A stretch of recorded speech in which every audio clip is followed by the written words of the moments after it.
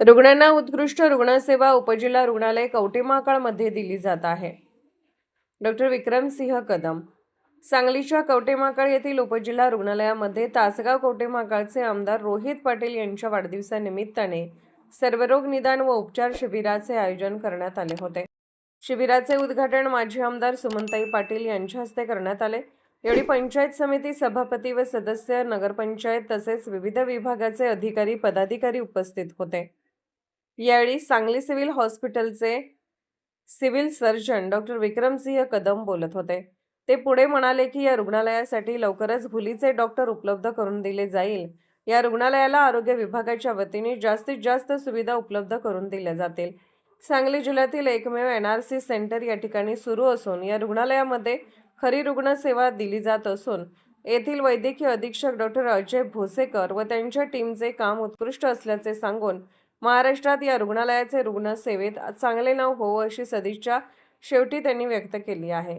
महाराष्ट्र वेद न्यूजसाठी मुख्य संपादक लक्ष्मण सनगर, कवठेमहांकाळ यांच्या वाढदिवसानिमित्त आज आपण कवठेमहांकाळ उपजिल्हा रुग्णालयात सर्व रोग निदान आणि उपचार शिबिर आयोजित केलेलं आहे आणि त्या शिबिरासाठी उपस्थित सन्माननीय आमच्या आदरणीय माजी आमदार सुमनताई पाटील, व्यासपीठावरील सर्व सन्माननीय जिल्हा परिषद सदस्य, नगरपालिकेचे सदस्य, नगराध्यक्ष, पंचायत समितीच्या सभापती, उपस्थित सर्व वैद्यकीय अधीक्षक, त्यांची टीम, सर्व स्टाफ आणि त्यांच्या संकल्पनेतून हा आजचा आरोग्य शिबिर होत आहे ते आमचे मित्र आणि रुग्ण कल्याण समितीचे सदस्य विक्रांत पाटील, सर्वकार पत्रकार बंधू आणि भगिनींनो, मी सर्वप्रथम रोहित दादांना त्यांच्या वाढदिवसानिमित्त आरोग्य विभागाच्या वतीनं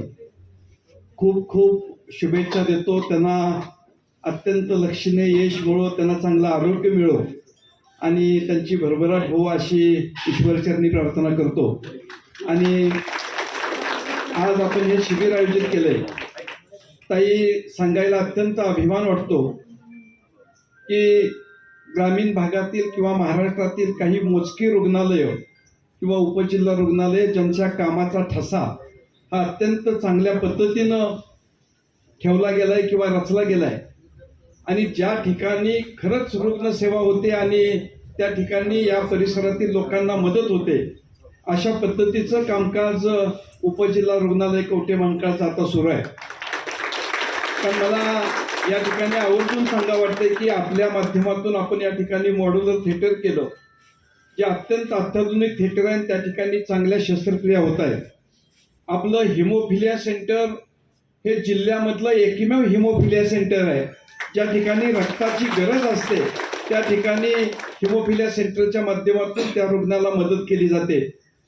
डायलिसिस सेंटर या सर्कलमधलं सर्वोत्कृष्ट डायलिसिस सेंटर आपलं कवठेमहांकाळचं।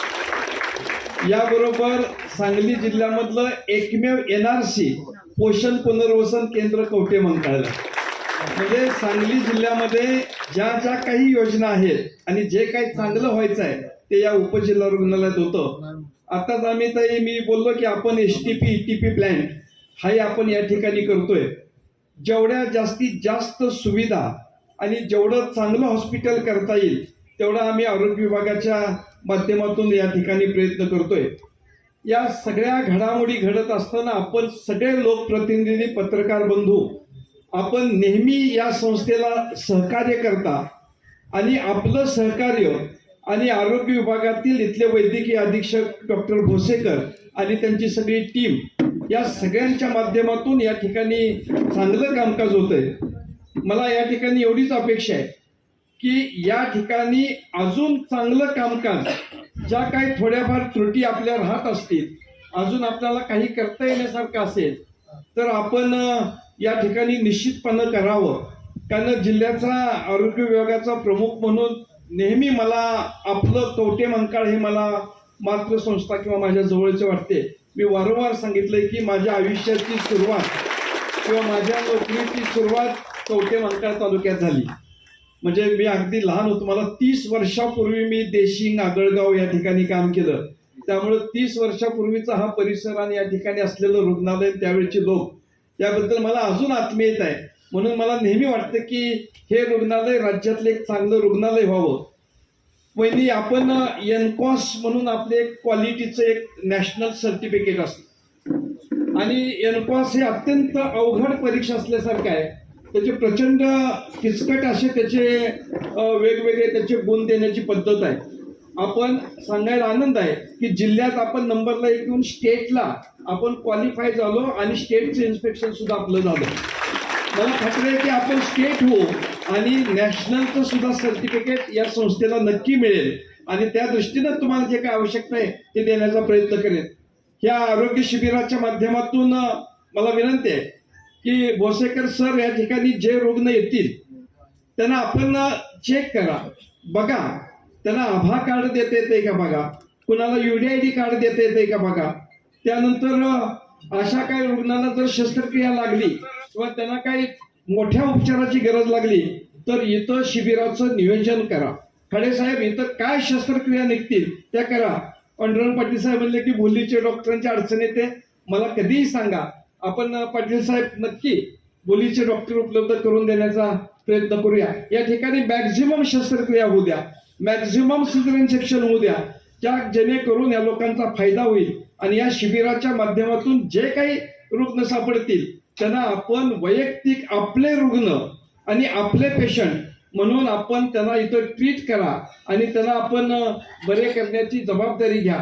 अगदी नियोजन पद्धतीनं हे चांगलं शिबिर आज आयोजित केलंय.